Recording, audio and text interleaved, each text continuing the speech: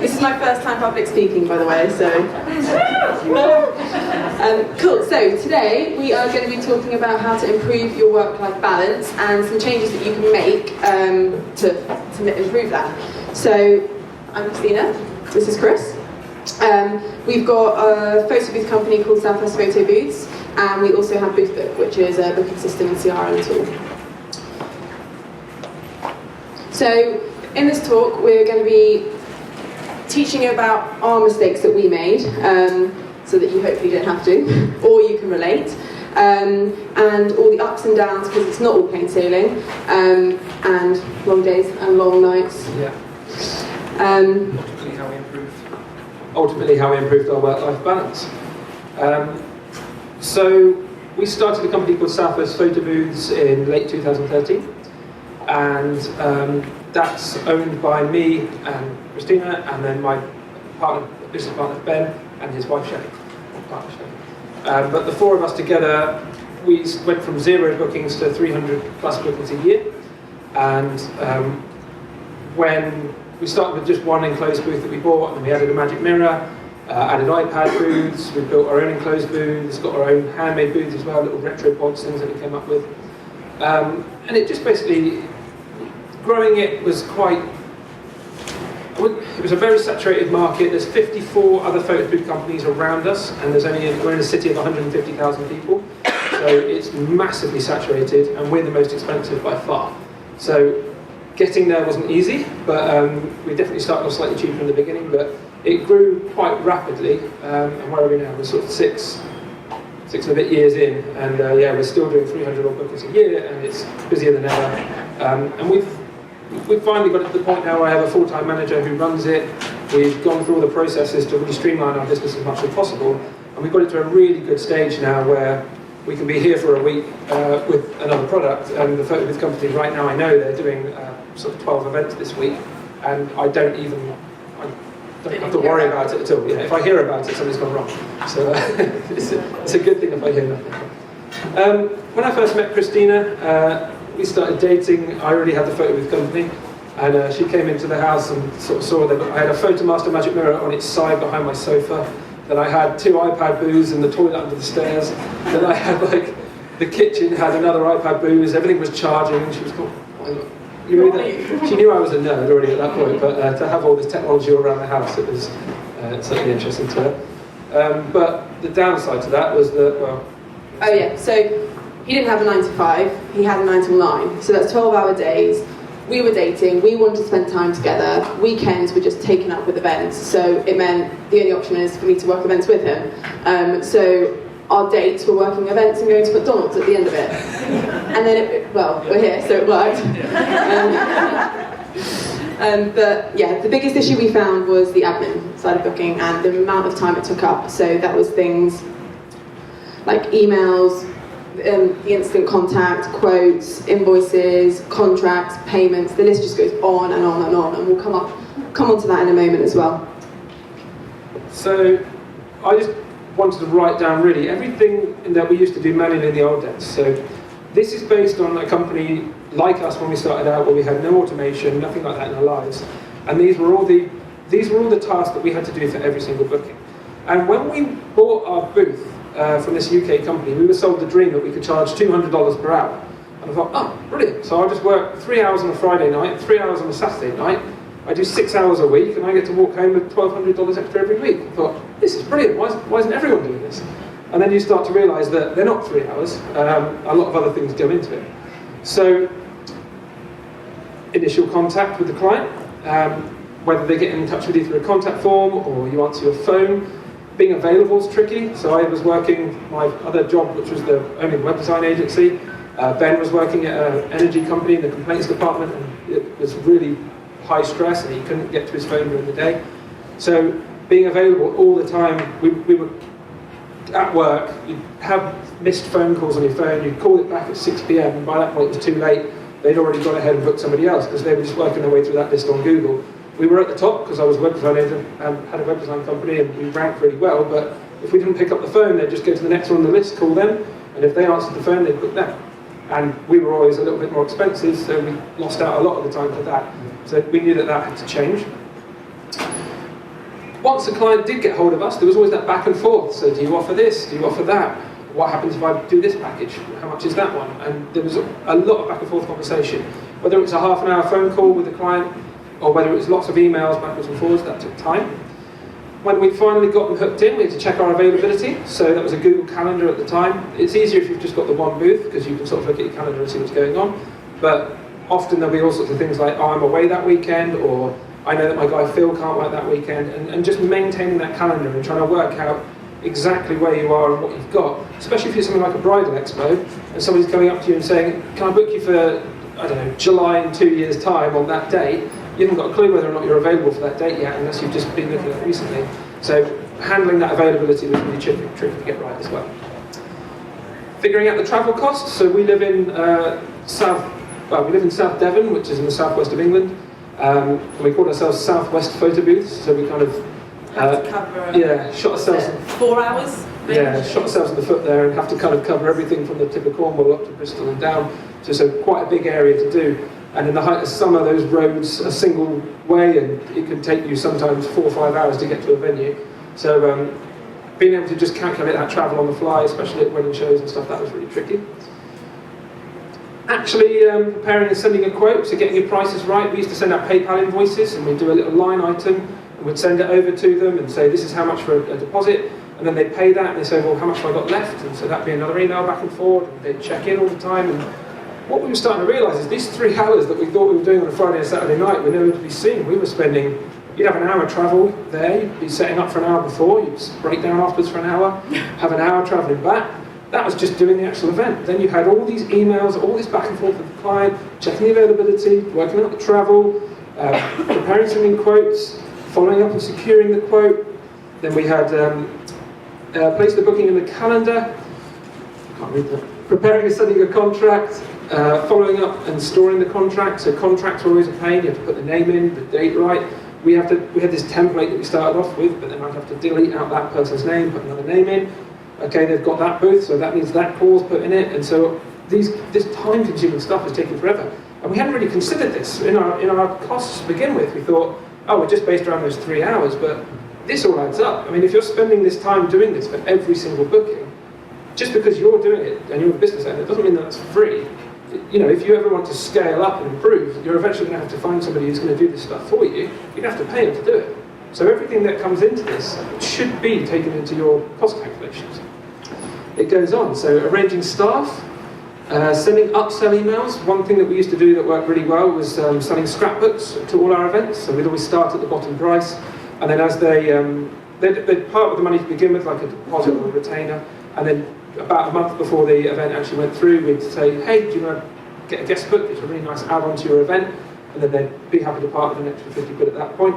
So we used to do that for every single booking, which is, this stuff's fine when you're doing 10 events a year, but then, you know, suddenly you're doing 20, and then you get busier and you're doing 50, and then suddenly you're thinking, well, actually, I want to see my kids one day, and it's just getting harder and harder to find the time. Creating and sending remaining balance invoices, sending insurance documents to the venue was a big one. There's so many venues that don't want to work with us unless we're fully insured and they've got all the documents in place beforehand. Creating and finalising templates. Templates used to take forever. Ben was adamant that he would do it all in Photoshop, and he'd sometimes he just wanted to learn Photoshop, so he'd spend an hour bashing his head against the desk, creating this beautiful template, send it to the client, and they'd say, oh no, I don't like that, you need to do something else. And so suddenly, all this time was being taken up in templates. Same things with like those attract screens, touch to starts for the mirrors. Checking the payment status and following up if they're not paid, so right before the event, just knowing if everyone's paid for that weekend. As when we got to the 80 booking mark, we were just living a week at a time, so we'd just go, right, that weekend was horrible, now back to work Monday to Friday. Has everyone paid for next weekend? Are we even, who's available? Can we work it? Like, what's going on? So just at that point, I mean... Chasing a tail. Yeah, when we look back actually and finally did get a CRM, we found 3 bookings that we never even got paid for. So we'd sent staff, or I'd gone and worked it, and we'd done all this work and stuff beforehand, and look back and realise that we'd never actually been paid. And when you start scaling up that quickly, it's really, really tough to just keep on track. Confirming all the details with the client, again, takes time, just reaching out, that little email. And, reaching out with that little email beforehand just to check the details and make sure that everything's available and on the right. And then sending staff reminders, just making sure everyone knows where they're going. And finally, doing the event. So all of that's there right before you've even got to the venue and started working. So if you're not taking all these things into account, you know, you've really got to take a look at your pricing and where you are and whether you're earning enough money per hour. So that's where, so after 6 months of running like this, we basically realised that we were burning out, we were struggling to expand, and basically struggling to expand and earn more, as well as keeping our full-time jobs and trying to improve the booths on the side. So we decided we could either choose one job and stick to our main job, or go boothing full-time, or come up with a less manual process so that we could run both and not burn out. So that eventually, by the time that we did lose the main job, the booth company would be running at such a streamlined process that scaling up, I was no longer the bottleneck anymore, holding my company back. It didn't matter whether I had 10 events or 100 events, the company would run at that type of efficiency where we could scale without me being the problem. Here comes Boothbook. So Boothbook comes along. So Chris built Boothbook probably Well, we did it for 3 years.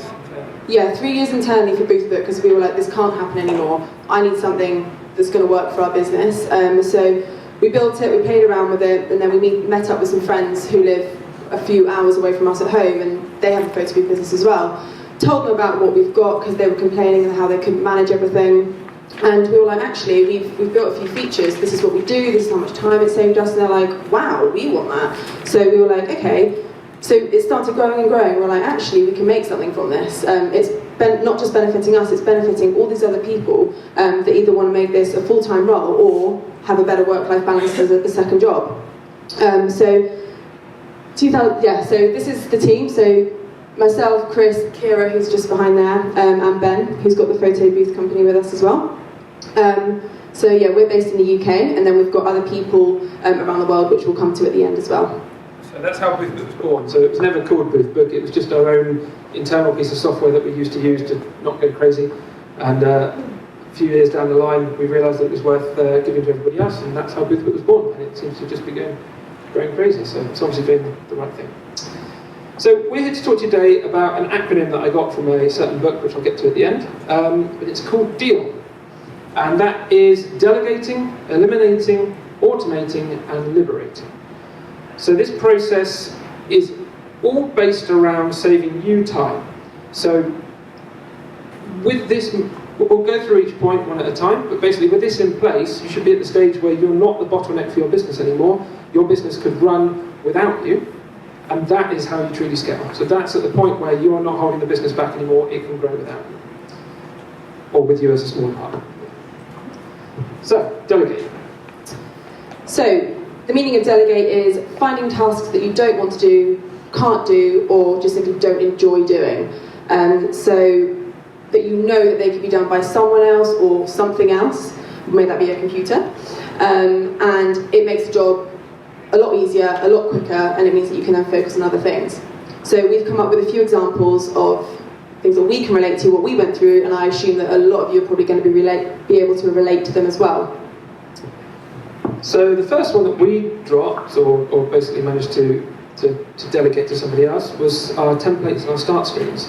So we used to take, I have a real trouble letting go and giving the job over to somebody else, because I always feel like nobody else could possibly ever do it better than me. But then I realised that, that's just me being really bad at letting go. So one of the first ones we did was templates and start screens. So I'm well aware that there's people who are faster than me on Photoshop, people that use Adobe Animate and come up with these animations to do our start screens. And when you're at the start of the week and you've left everything too late and you've got everything to do next weekend, you've suddenly got to do 6 templates and 6 start screens for the client and do all the back and forth with them to make sure that they like it. So you can either go the custom route, or what we did was we used something like Sherry Irwin's Photo with Talk widget. So all her templates are just listed there. Our client can just go in and choose the one that appeals to them the most, and then we just make the little edits to it and it's done. A really good one for start screens is Booth Motion. So I don't know if you've heard of that yet, but you just go to boothmotion.com, you can choose from a whole gallery of all these amazing start screen animations. You edit it live, so you just put in your text, it shows you a preview, It's got preview text on it that you can send that across to the client, get them to okay it, and then if the client says okay, then you go ahead and purchase the template. And it's $13 a template. It's nothing. It just, compared to the amount of time that you would spend getting in there and trying to do your own animations or paying somebody to build it custom every time, it's a bargain. The other major one that we delegated was running events. So actually finding people to go out there and do the events for you. I love doing events. I actually really like getting there and talking to people and taking photos and just, yeah, getting involved in it. It's really fun. But I realised that, we were driving ourselves crazy. I couldn't be there every Friday, every single Saturday, and we were doing more events than we had people at the company. So we started delegating that out. So the way that we did that to begin with is I found somebody to shadow me, and I found somebody to shadow Ben. So when we had two booths, when we had the one booth, it would just be me and Ben working every event. But then when we got two booths, I'd go out with somebody and Ben would go out with somebody. And then every weekend we would change that person back and forward until they got to the point where we were really confident that they could do the events by themselves. Then we'd send those two people that had been shadowing us out to become their own little booth team. Got two new people in to shadow me and Ben, and then we had 3 teams, and then we just kept doing that and doing that and doing that until we got our team of 30 people. And now we don't do events anymore. It just got to the point where for me, I've got other things going on with booth booking and everything. I can't be going out every week and doing events. And the guys now are just so good. We get so much good feedback from people about the way they behave and the fun that they bring to every event that it's just a huge weight off my mind. The other one is accounting. Christina sees 3 numbers and runs out the door. She hates it. I hate it too. There's absolutely no reason that you need to sit there and smash your head against the desk trying to get all your accounts in order. Find a good accountant. Use there's software out there like QuickBooks, which is so inexpensive, and you can just put all your invoices. They've got an app now where if I go and get fuel for an event, I can just get or my guys can get the receipt, take a picture with it on their phone, go straight into the QuickBooks app, and then all your receipt reconciling is just done automatically through the app. So that is a huge time saver as well. And then at that point, your accountant just accesses your account, goes in and files your tax return. And that's really easy to do. Website design. If you're not great at designing your website, definitely get somebody else to go in and do it. We were lucky with me because I had a web design company, so obviously we didn't go through this, but I see so many websites out there where we deal with a lot of people who try and build the website themselves, and yes, if you're trying to do it on a budget and you're trying to get started on a thing, then yes, it does make sense to get in there and try and do something for that low budget, but your clients are seeing it as low budget too. Especially when it comes to your branding and your marketing content, if it looks like your logo was done in Microsoft Paint, then you're not selling yourself properly like you would want to be to a client. So if your business looks like $1 million, you're going to start attracting those $1 million clients. And that's how you're going to grow. For example, like right now in this casino, you've got the owner of the casino. He's not running around cleaning all the rooms. He's not serving you drinks at the bar. He's not cleaning all the floors and everything out there. He's delegating it because one guy couldn't possibly run this place by himself. And if you're the one person stuck doing every single task in your business, you're never going to leave the office. And if you never leave the office, there's nobody else out there pushing your business like you can. So it's all about trying to let go of a few of your tasks so that you can be around to grow your business. Is there anyone out here who can think of what they could currently delegate after reading that for their own business? Some jobs, the examples that we gave, are they similar to you guys? Yeah? Cool. So the next one's eliminate. So this is getting rid of anything unnecessary and how many of your regular tasks really need to be done. So you want to come across as amazing and the best photo booth business in your area. You want to have all these flashy things, all these things to offer for your clients, but sometimes you forget that that's not necessarily the best thing to do. So if we begin with some examples. So in your booking form, if you use a booking software, you can have lots of little accessories that you can offer within your package, and sometimes with a client, all they want is a photo booth to take a photo with props and have the experience. For them, that's enough sometimes. So being able to offer all of these different accessories on a booking form can sometimes be very overwhelming and almost off-putting. And then you think to yourself, how much money am I actually spending branding these little things and buying them, making sure the stock's available, and then when you think about it, I can actually eliminate it, and it's not going to mean I'm not going to get any more bookings. But you're putting in a lot more effort. We went through a big stage. Of thinking that the more options we had, the more likely we were going to score bookings. But it's the same for me. If I'm going to go and buy something in a shop, and the guy goes, "Okay, well, we've got 100 possibilities for that. What would you like?" I have no idea. I'm just completely overwhelmed by all the options available to me. And for ages, we did these little key rings, and people would go, "Oh, that's great! Everyone can go away with the wedding with a little key ring." And then they'd go in, take a photo, be there stamping everyone, cutting them out, putting them in, and then the next person would come along, and I end up thinking, "Why am I doing this? Like, it's taking too much time to do. I'm not earning loads of money from doing it. It requires more staff training because they need to know how to do all these little buttons and pins and key rings and things like that." And it was just one of our examples that we thought, you know what, we don't need to do it anymore. Another one we did was something called karaoke, and what we used to do is get 3 or 4 people in the booth, get a webcam set up, you play a song like "Don't Stop Me Now" by Queen, and the 3 or 4 people in the booth would sing the song all the way through, and we'd stop recording, next group would go in, do that all the way through, and we'd end the event with 15 to 20 of these little videos. And then afterwards we'd put them into Adobe Premiere, we'd cut all the best bits out, edit it to the music, and then send all that to the client afterwards. And that would take 10, 12 hours sometimes. And all right, we were charging like $200 extra for it, but every time we got one of those, we go, "Oh no, like, not again." And why are we offering it? And so we just thought, you know what, eliminate it. And it was something that we were doing because we thought customers wanted, but you know what, we've eliminated it. Nobody's asked for it since because they just don't know it's available. So it's just been, it just helped reduce our workload massively. Consultations is another one. A lot of people like to get in touch with their client first and have a half an hour or an hour one-on-one with the client just to make sure that they think it's a partnership that's going to work. That's great, and I do agree that that is a good thing to do, but not for every single client. Ben from Boothbook hates people, because he's a sales guy, he hates being sold to. So he doesn't like the idea of having a conversation with somebody, especially if he walks into a shop and he gets hounded by salespeople, he gets really put off by that. So for him, he's the type of person who just wants to go to a website, book it, tick another thing off the list. Whereas if your only route to booking you is to have an hour-long conversation with you, you're going to be alienating a lot of people who don't want to go that route with you. So definitely, if you do consultations already, keep it open because it's great. It's a really nice way to add that personal touch, make the bride and groom feel like you're going above and beyond for them. But just bear in mind, just because that's the way that you want to book something, doesn't mean that's the way your client wants to book something. So what we do is on our website, we'll take people down 2 paths. So we'll have a page on our website which is for weddings and parties, and we have another page on our website which is for corporate clients. If a corporate client gets in touch with us, they fill out a contact form and then they can book a chat with us through, there's a little software called Calendly.com, and that's a really great way where you can put your availability in, somebody can choose a slot and then you can call them back at the time that suits them. But our wedding clients, they are just more than happy.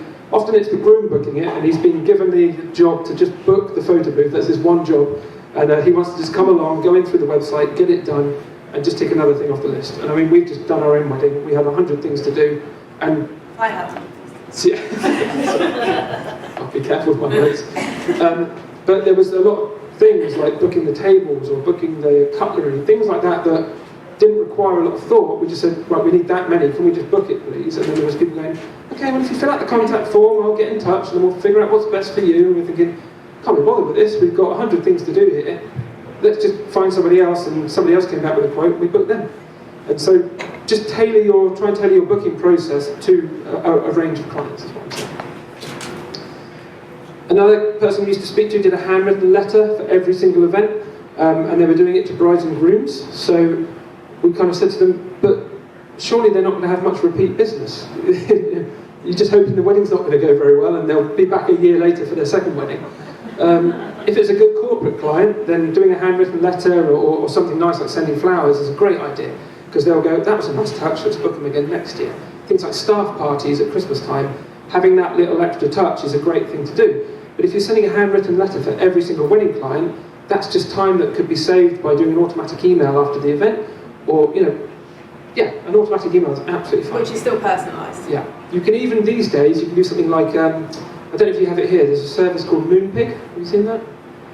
No? Okay, it's a card and gift website in the UK, and you can order via email. So you can even set an automatic email up 2 days after your event, with all the details, the customer address, what package you want, and it could automate out to Moonpig, and they could just send it to your client for you. And then you'd have a completely personalised message for flowers, everything like that, if you still wanted to do a gift offer. And then the other one we ditched was USB drives. So we used to sit there at the end of every event, put the USB in, wait for it to do every photo, every video onto the USB, and then hand that to the client on the night. And I think we got one bad batch of USBs, and the amount of times that the clients got back to us and said, oh, it's corrupted, it didn't work, and we said, okay, well, we'll send you another. And there I was putting USBs, copying them again, putting them in the post, sending them to the client. I thought this is another thing that we don't necessarily need to be doing, so we just ditched it and used online galleries. Our iPad booth, we use Luma Booth, it just auto-uploads to PhotoShare. The gallery's there on the night ready for them to just log in and see the photos, and then everything else we just upload it to our gallery software. So the next one, automate. So this is a big part of what we're about, and it's taking all those repetitive tasks that we listed at the beginning and more, and having a computer do them for you. And I know a lot of people see that as sometimes a negative thing because it takes away that personalised touch, but trust me, like the follow-ups that we've had from our clients about how wow and how thankful they are that we've remembered them, we've followed up, it can all still be a personalised routine. So,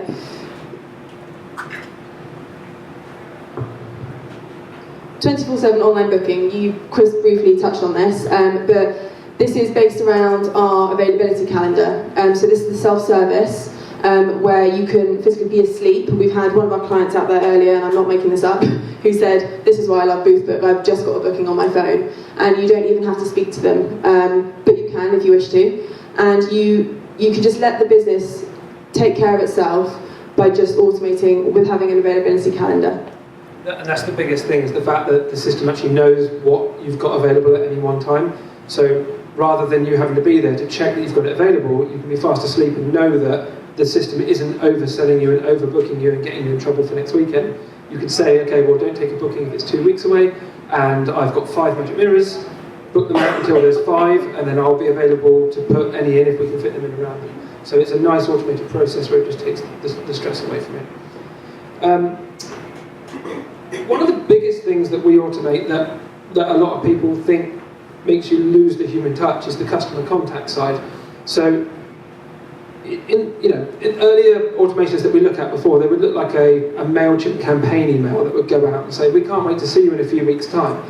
And that was so insincere, and it looked, to the bride and groom, it would look like that was the same email that went out to every single person.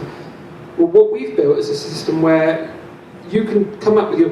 Okay, so an example we use is 60 days before the event date. It's a little check-in email to just say, checking in to let you know that we're still coming in 2 months' time.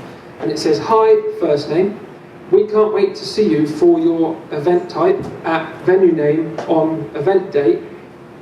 If there's any questions you have beforehand, please let us know.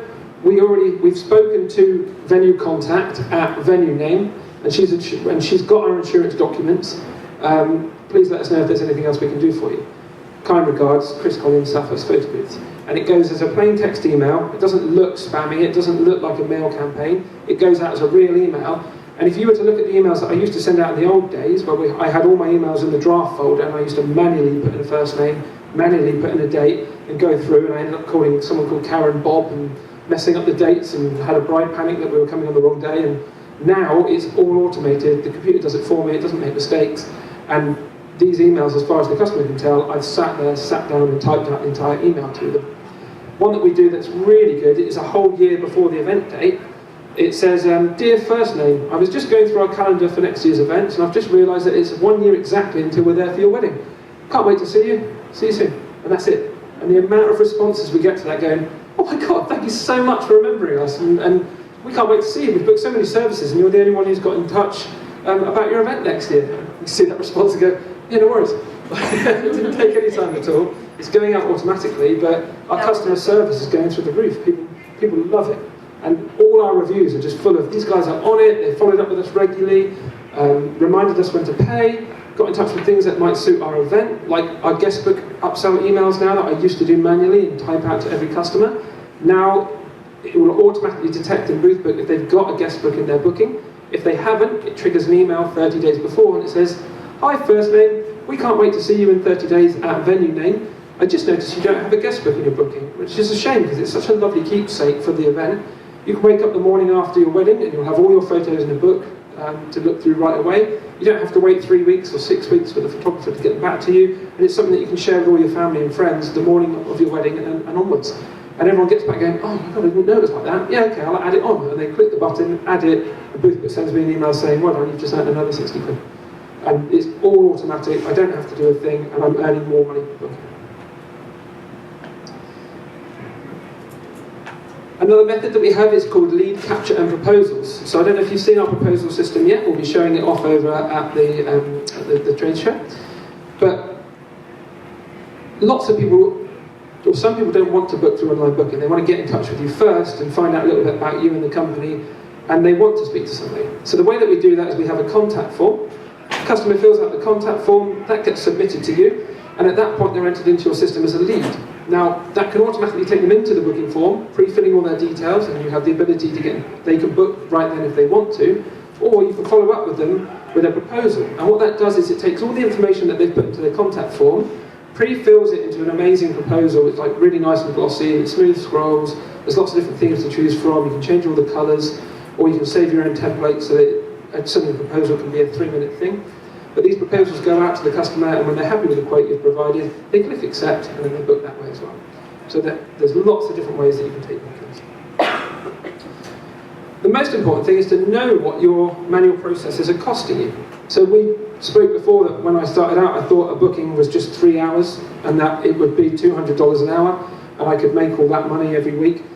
And then we really realised that in the end, actually, it worked out as we figured it out to the minute, we timed our processes, and for one single booking, it took me 17 hours. So when we worked it all out, that worked out as like $25.50. Split between me and Ben as 50-50 owners, we were only $13 an hour, and we thought, I could honestly work at a supermarket down the road and make more money here.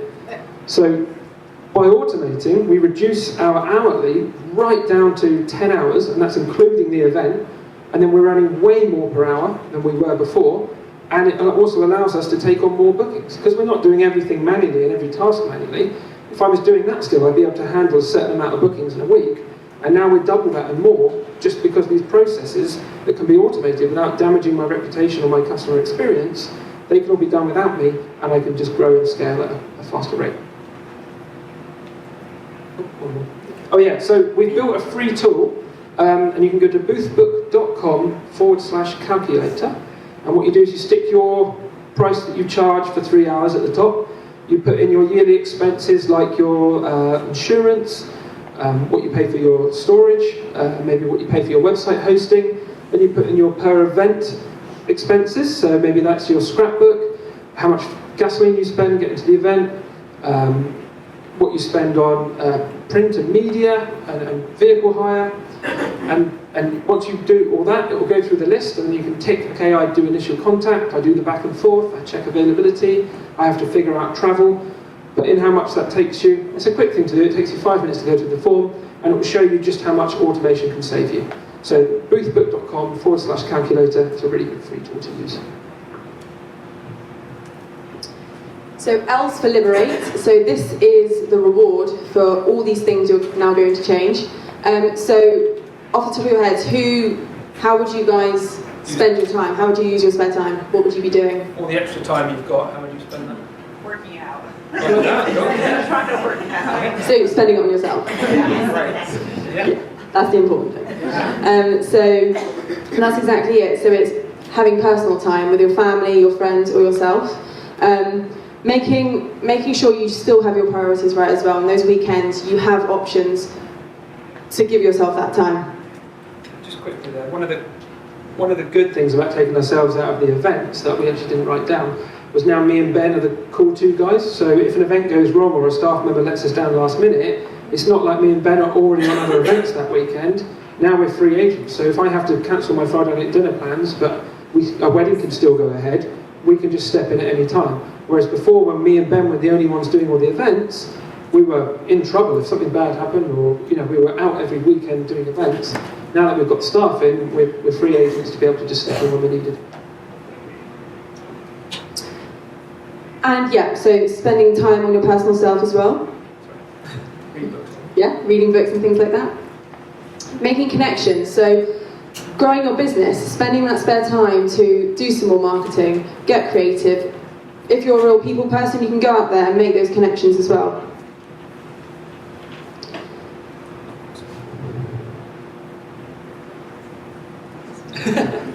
So having, there's a term called inbox zero, and that's clearing out your email inbox. So the idea behind this is that with the bulk of your emails being automated and sent out, you're not waking up in the morning and going, okay, today I've got to send 57 emails with payment reminders, follow-ups, things like that, because they're all being automated for you. Now when somebody gets in touch and says, hey, I just need to ask you this one special thing, they're not email 58 in your to-do list, they're number 1. So your customer response times are massively improved. And keeping that inbox zero status is good for their head as well, because it just means that you haven't got a lot of things to get to all the time.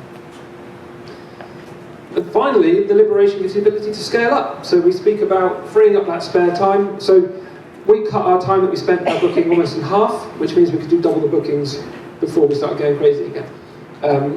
And being able to delegate, get the staff in and grow to that point, it just means that you can scale up. If you want to scale up, that is. Some people are happy just staying at where they are and earning that bit of extra money. But for me, I wanted to get it to the point. Now it sits at a really comfortable point. 300 events a year is no effort for us whatsoever. Yes, you get the odd problem, a booth goes down, or you get a Windows update right 2 minutes into an event starting. But these things happen, and now we're on hand to help. And whereas before, we were the ones there going, oh no, not now. I've forgotten my backup laptop and it's all going wrong. So now we're available to just drive down and sort it. So I've read a few books which have got us here, and I put them in order of where I would recommend them. The first one is called The 4-Hour Workweek. Has anyone read that? Yeah? This is an awesome book, and it kind of it's aimed to change your outlook on you and your business. So the whole premise of the book is, what if retirement was never an option? So you're not doing it for this payday now that will pay for your retirement. The whole point is, what if retirement was never an option and you had to do this every day to the day you die? Are you happy with your current state? If you were going to work every day and living like you are right now, would you be happy with that to do that for the next, I don't know, however many years until you die? And the book's based around these things called mini retirements, or finding just a general balance in work and life that you would be happy to do every day for the rest of your life. That book is seriously cool, and it talks about something called the new rich, which isn't people who've got hundreds of thousands of pounds in their bank and drive around in Ferraris and have the latest trends and brand new phones. The new rich is about people who can balance their life appropriately so that they can spend time with their family, spend time with their friends, and live a better and healthier lifestyle because they aren't getting stressed out by all the corporate companies telling them that they need the latest product. They just make their life simpler, automate, delegate, eliminate, liberate, and change their life for the better. So that's a really good book to read. The next one's called The One Thing. I certainly struggle with this big time. I've got a to-do list on Booth Book as long as my arm. People keep asking for new features all the time. But it's a good thing, and the company's always growing, but just my own headspace and trying to get everything in order and have a constant to-do list and being able to prioritise things, this book is amazing at prioritising your life. So rather than having a to-do list 100 things long, it gives you flow charts, things to work through to basically learn to decide what's the most important to you, and not just to the person who's shouting the loudest, but doing those things that are actually going to benefit you and your life and your business and your quality. And that book is amazing for just figuring out that not everything matters equally, and that multitasking is a lie. So you like to think that you could multitask 5 things at the same time, but the chances are those 5 things will never be done as good as if you just did the one at a time. And also, just from your own headspace, being able to do things one at a time means that you're getting more done, clearing more of your list, and feeling generally better about it. And the final book we'd recommend is called Atomic Habits. So this is saying that success is the product of daily habits, rather than just making dramatic life changes to the way you do things, selling everything and going and living in a van, or deciding to break up with your partner and move to the other side of the world. These big changes aren't healthy, and they not last long term. So Atomic Habits is the idea that you should get 1% better every single day. So maybe if you want to be a better person, you might go out that day and go, okay, so how can I be 1% better as a person today? You might just give somebody a nice compliment about what they're wearing today. And then the next day you would go out and do something nice for somebody else, buy somebody a coffee. And it's about getting 1% better every day. It takes 66 days to form a habit, they say. And it's about, you can apply this to work, life, how you handle your kids, how you handle your relationships, how you handle staff, everything like that. And it's about just micro changes, 1% better per day, and helping improve your life. Cool.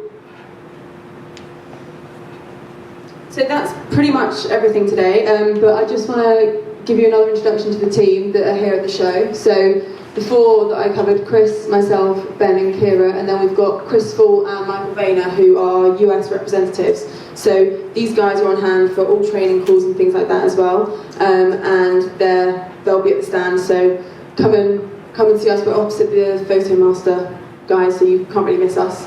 But yeah, we're showcasing all our new features and a couple of new features that we're launching for the show as well. So yeah, that's all. Any questions, anyone? What's your cost Our cost for Boothbook. Boothbook. for the? Yes. So it starts at £19 a month, which is about $24. The whole premise of it is that if it's not saving you that and 10 times more, then you haven't got it set up right. So the idea is that when it's fine-tuned and working right for you, that monthly fee should pale in comparison to the amount of time it's saving you. The price plans are $19, $39, $59, all depending on how much you're going to put through it, how many bookings you're going to store data for, how many templates you're going to upload, how many staff you've got. But yeah, we suggest to everybody, jump onto that $24 plan first, and then if you grow, we want you to grow, we're there to help you. We have SEO guides to help you rank your website better. We have free one-on-one unlimited calls with us and the team, so you just book in a slot, talk to us and ask how to improve your company, or what mistakes have we learned, or say I'm thinking about doing this, what do you think, and how can I apply that to Boothbook?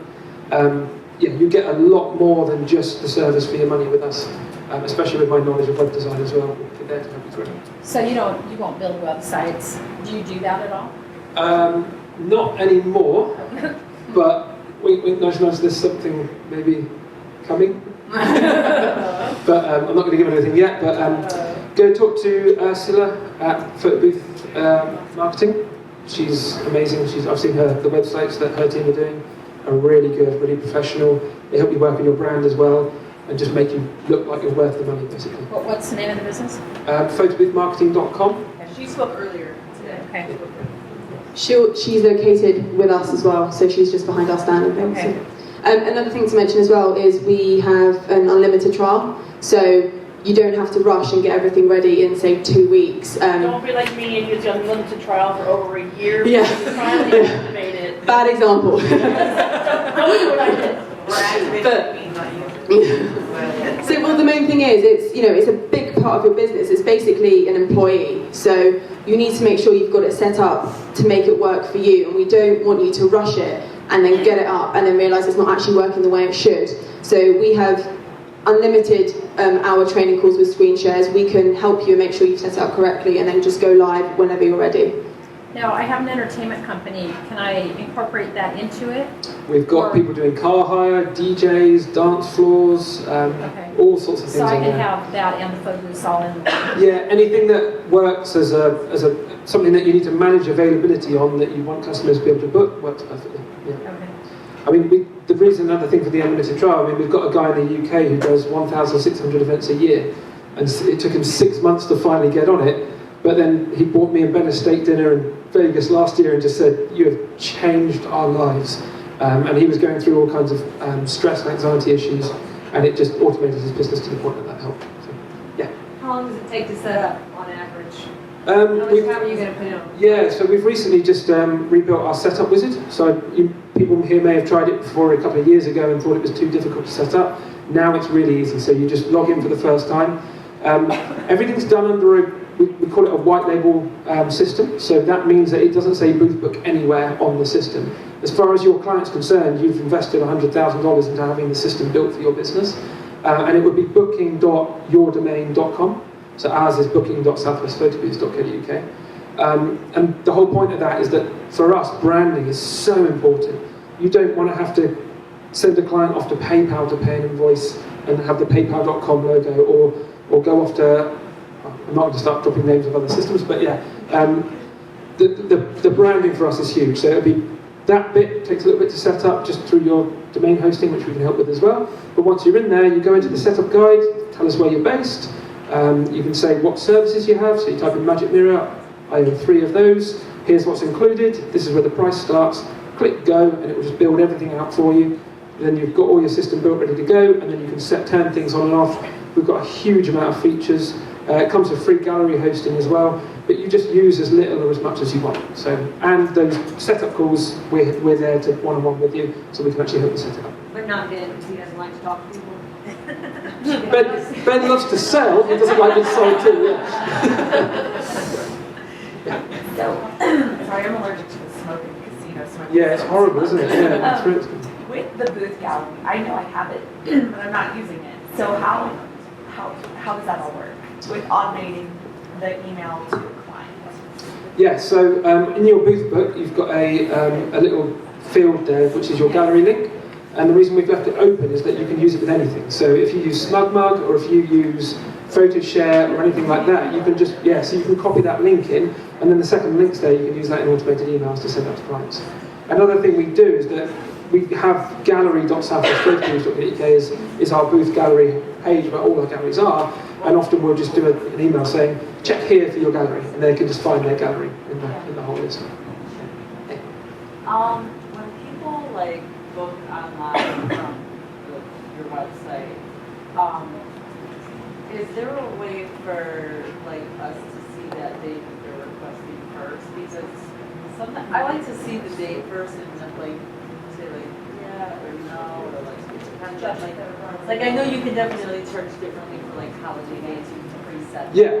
But are they able to just like Not book it. I mean, just fill out a form, just an inquiry form. Absolutely, yeah. So we have the Then you just book it without you knowing. And then Yeah. you're like, oh, it's this thing. So if you're worried about that nightmare client, or somebody's going to book you on a 10 stories, on the 10th floor of a building and there's no elevator and they want your tower mirror, then you can, there's a way that you can do that. So you can set up a capture form to just take the data first, then go into a lead center, and then it'll be up to you to manually go back and make that booking. And you can click confirm to booking, which will just email them back straight away, or you can send them a proposal, or you can send them a link to book at their own. Basically, you only let them have access to the booking form when you're happy that they're not a psychopath. Yeah. Let's say that I have like 2 domains, 2 websites. Will it work with both websites, or do I have to pay twice? Yeah, so the widgets can be embedded anywhere. You can even put them into your Facebook page, put them on your social media accounts. You can embed our widgets wherever you like. We have lots of people who have multi-brands set up, and then they can just place the same widget on different websites. It depends if you're in different cities or not, and whether you share assets across different locations. So if you have one business on the East Coast and another business on the West Coast, we'd say get 2 accounts, because they're never going to share booths, use the same equipment, things like that. Doesn't make sense. But we do discount on multiple accounts as well. So if that ever was a thing, you'd get 50% off your second account.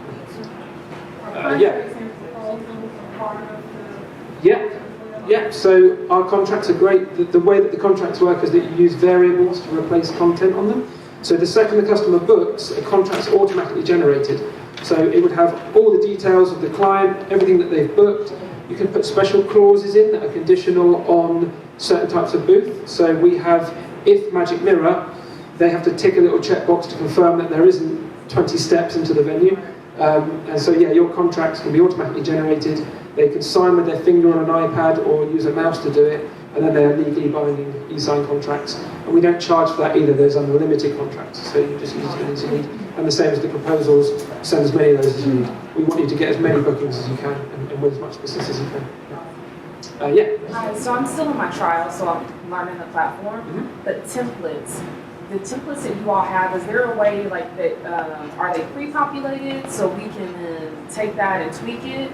Yeah. There are? Okay. Yeah. So there's a few different people that we integrate with, or you can use the templates that are built into Boothbook already. Okay. For example, Sherry Owen's one, we integrate really well with her. Do you mean Proposal templates, or like PNG overlay template? Just, no, like template emails to send out, so like. Oh, yeah, yeah, so- email, I know, yeah. Yeah, so in our help desk section, there's loads that you can choose from. Okay.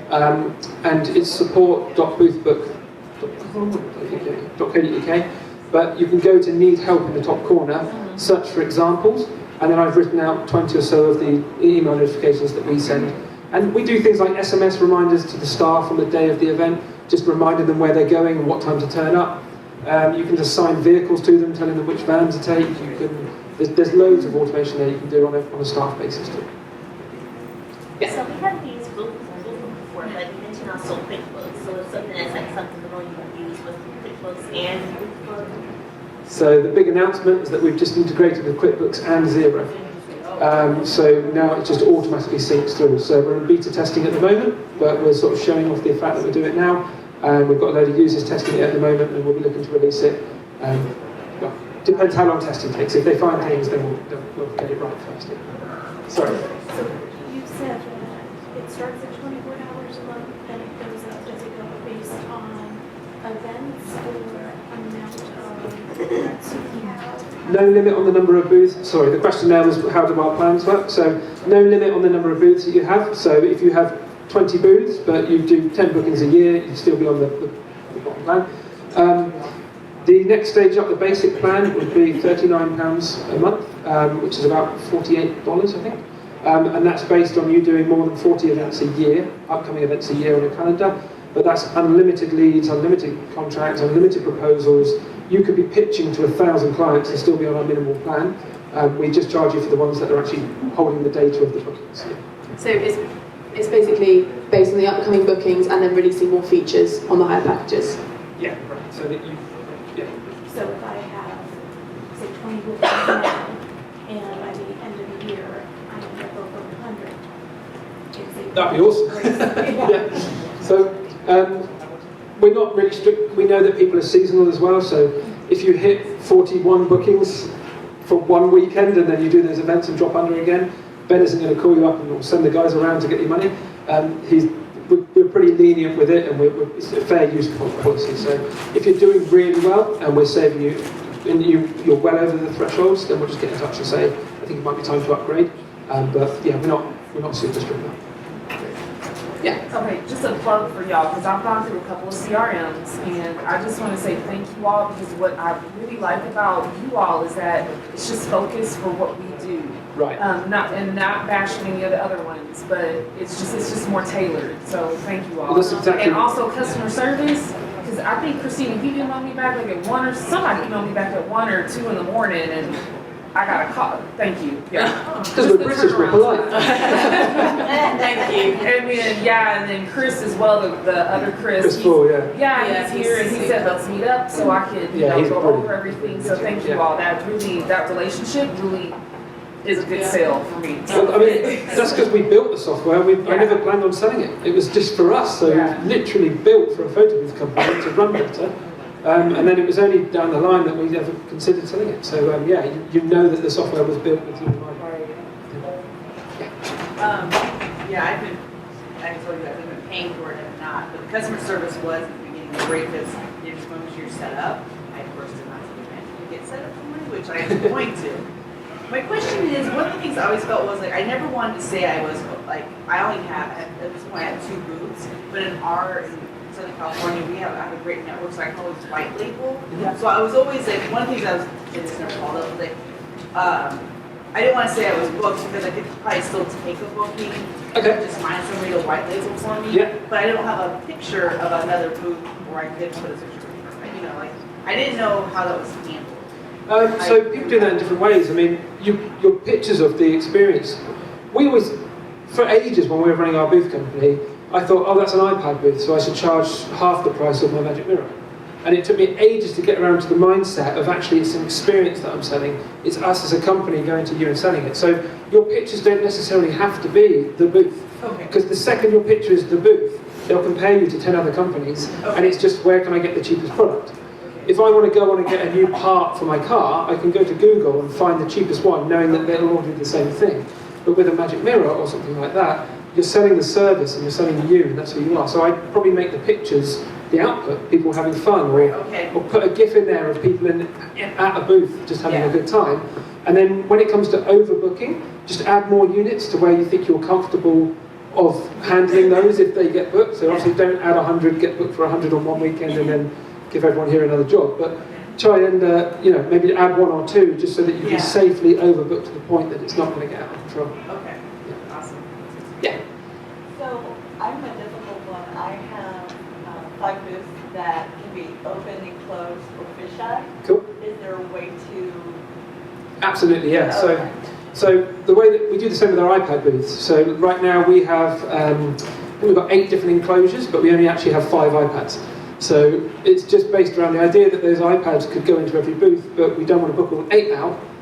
Or if we do, we'll buy more iPads, right? But it's based around the idea that. So all you would do is your packages can have extras included, and those extras you would set a quantity on those. So those 8 available booths would be available up until the point that those 5 iPads have been booked out, and then it would be marked as unavailable. Okay. So that works. Thank you. How are we doing for time? Do you all have any specials? Yeah, so we're doing a trade special at the stand. So if you come up, grab a coupon, you can see it's there for a special. I won't tell you what it is because I want you to come to the stand.